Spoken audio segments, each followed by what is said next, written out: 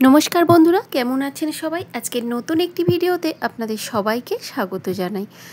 আমার যে সমস্ত বন্ধু যে প্রান্ত থেকে দেখছেন, বড়দের প্রণাম এবং ছোটদের অনেক অনেক ভালোবাসা শুভেচ্ছা জানিয়ে আজকের ভিডিওটি আমি মহারাষ্ট্র থেকে চলে এসেছি আপনাদের জন্য নিয়ে একটা ছোট্ট উপহার, মিষ্টির উপহার। গরমকালে বেশ ভালো লাগে।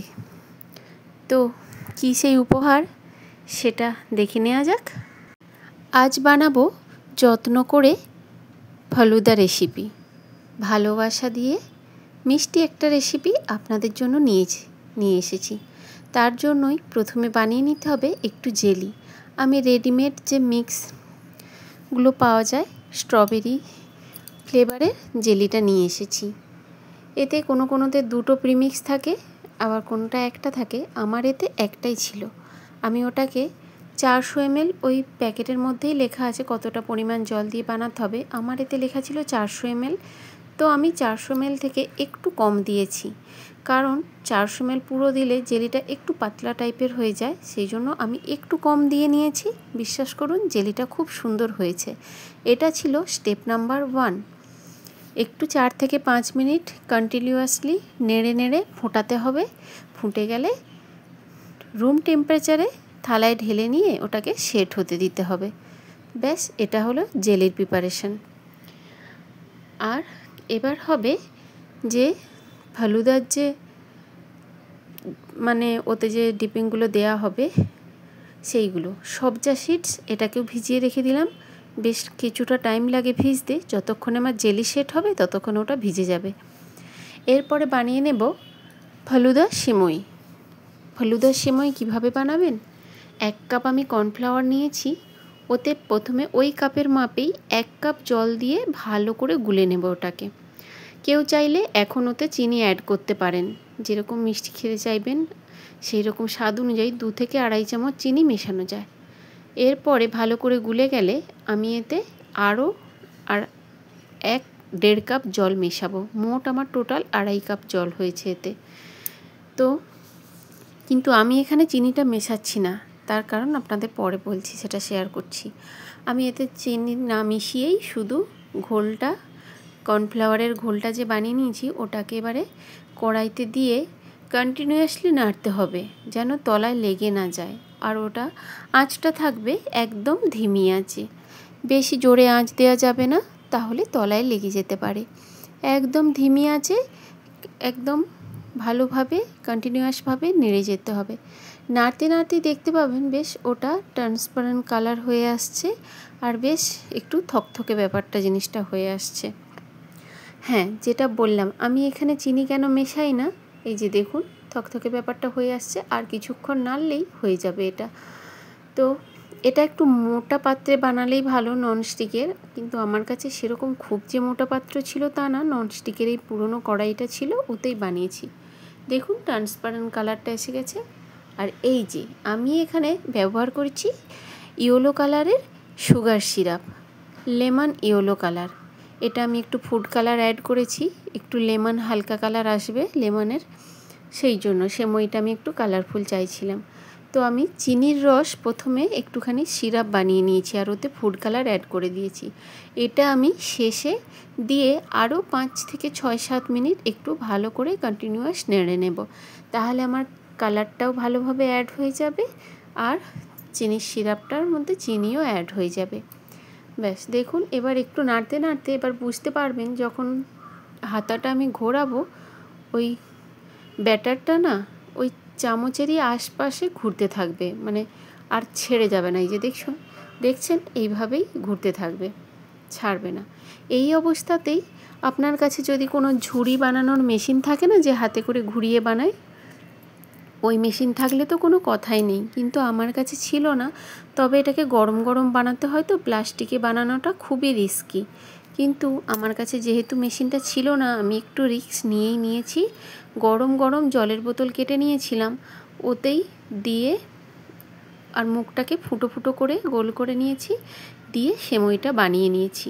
তো আপনাদের বলবো, প্লিজ এত রিস্ক নেবেন না। তো আপনারা যদি বানাতে চান অবশ্যই ওই মেশিনটা একটু জোগাড় করার ব্যবস্থা করে নেবেন, তাহলে সুবিধে হবে এবং সেমইগুলো খুব সুন্দরভাবে বানানো হয়ে যাবে।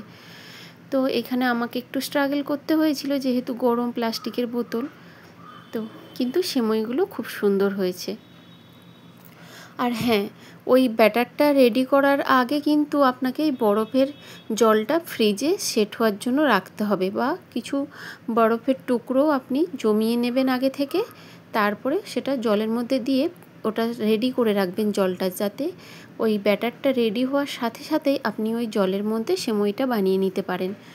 কারণ নইলে ওই রেডি করতে করতে জল, তখন এখানে ব্যাটারটা অনেক গাঢ় হয়ে সঙ্গে সঙ্গে শক্ত হয়ে যাবে, তখন আর ভালো হবে না।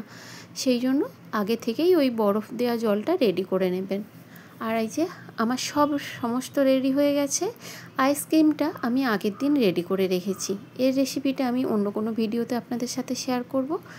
আর এই যে ততক্ষণে আমার জেলিটাও সেট হয়ে গিয়েছে।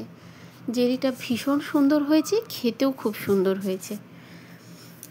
আর একটু লাগবে রুহ আফজা সিরাপ। আমি ডেসক্রিপশন বক্সে সমস্ত উপকরণের নামগুলি দিয়ে দেব, আপনারা ওখান থেকে চেক আউট করে নেবেন, সমস্ত উপকরণের নামগুলি পেয়ে যাবেন। জেলিটাও রেডি। আমি একটা একটা করে স্টেপ সব রেডি করে নিচ্ছি। আমার আইসক্রিম আগের দিন রেডি করে রাখা আছে। এবার আমি বানাবো ফালুদার যে মিল্ক শেকটা বানানো হয় ওটা।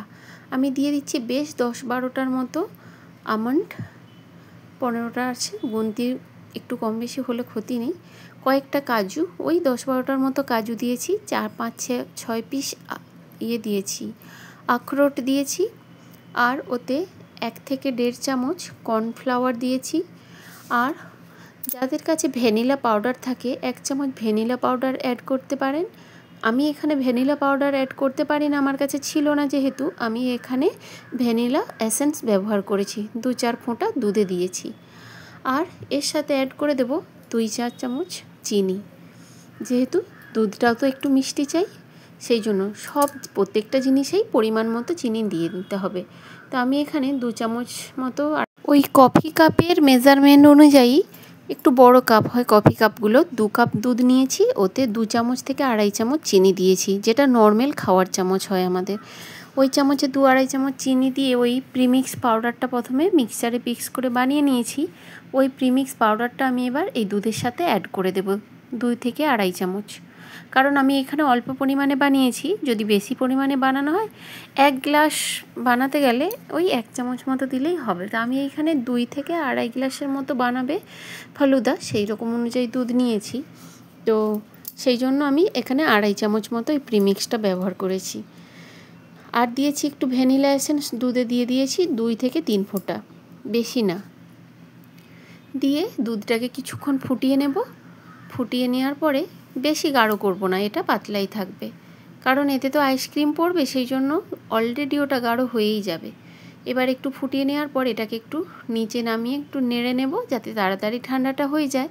তারপর একটু ঠান্ডাটা হয়ে গেলে ফ্রিজে রেখে একটু হালকা ঠান্ডা করে নেব। তো চলুন, আমার সব এলিমেন্ট রেডি আছে। এবার আপনাদের ফালুদাটা বানিয়ে দেখাই। এই যে সেমাইগুলো দেখুন কি সুন্দর হয়েছে, পারফেক্ট একদম। তো ফালুদাটা প্রথমে দিয়ে নেব, তার সাথে দেব ওই লেমন কালারের একটু সুগার সিরাপ, 1 চামচ মতো দেব, যাতে ওই নিচে সেমাইটা কালার মতো হয়ে যায়, সেই জন্য। এরপরে দেব ভিজিয়ে রাখা সবজা সিডস 1 চামচ থেকে 1.5 চামচ। আমার ছেলের আবার এটা ভীষণ পছন্দ, বলছে মাম্মি একটু বেশি করে দাও।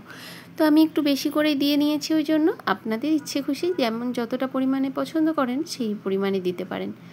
আর এখানে দিয়ে নেব 1 থেকে 1.5 চামচ মতো, যেহেতু গ্লাসটা ছোট খুব বেশি ধরবে না, একটু ছোট বাড়ির গ্লাসে করছি কি না, সেই জন্য একটু অল্পতেই হয়ে যায় আর কি। দিয়ে দিচ্ছি একটু ভ্যানিলা আইসক্রিম, প্লেন সাদা ভ্যানিলা আইসক্রিম, যেটা আমার নিজে হাতে বানানো। ওটার রেসিপি আপনাদের পরে শেয়ার করব বলেছি, একটার সাথে শেয়ার করতে গেলে অনেক বড় ভিডিও হয়ে যাবে। এবার ওপর থেকে দিয়ে দেবো জেলিগুলো নিচেও 2-3 টুকরো দেওয়া যেত, আমি ওপর থেকেই দিয়েছি, কারণ ও আবার ভারী হয়ে যায় তো নিচে চলে যাবে আপনি আপ। ওপর থেকে একটু ড্রাই ফ্রুটস দিয়ে দেব, আর ওপর থেকে 1 চামচ আন্দাজ রোজ সিরাপটা দিয়ে নেব। ওতে ফ্লেভারটা খুব সুন্দর আসে, দারুণ সুন্দর আসে। ব্যাস আমার ফালুদা রেডি বাড়িতেই। খুব সুন্দর খেতে হয়েছে, বিশ্বাস করুন। আর আপনাদের যদি পছন্দ হয় অবশ্যই আপনারাও বাড়িতে ট্রাই করতে পারেন। তো আমার এই রেসিপিটি যদি আপনাদের পছন্দ হয়ে থাকে অবশ্যই চ্যানেলটিকে লাইক সাবস্ক্রাইব করে পাশে থাকবেন। সমস্ত যারা আজকে নতুন বন্ধু এসেছেন তাদেরও বলবো পাশে থাকবেন বন্ধু হয়ে। এই রেসিপিটি আপনাদের কেমন লেগেছে কমেন্টে অবশ্যই জানাবেন। তো আজকের মতো এখানেই শেষ করছি। দেখা হচ্ছে অন্য একটি নতুন কোনো ভিডিও নিয়ে। আপনারা ভালো থাকবেন, সুস্থ থাকবেন। নমস্কার।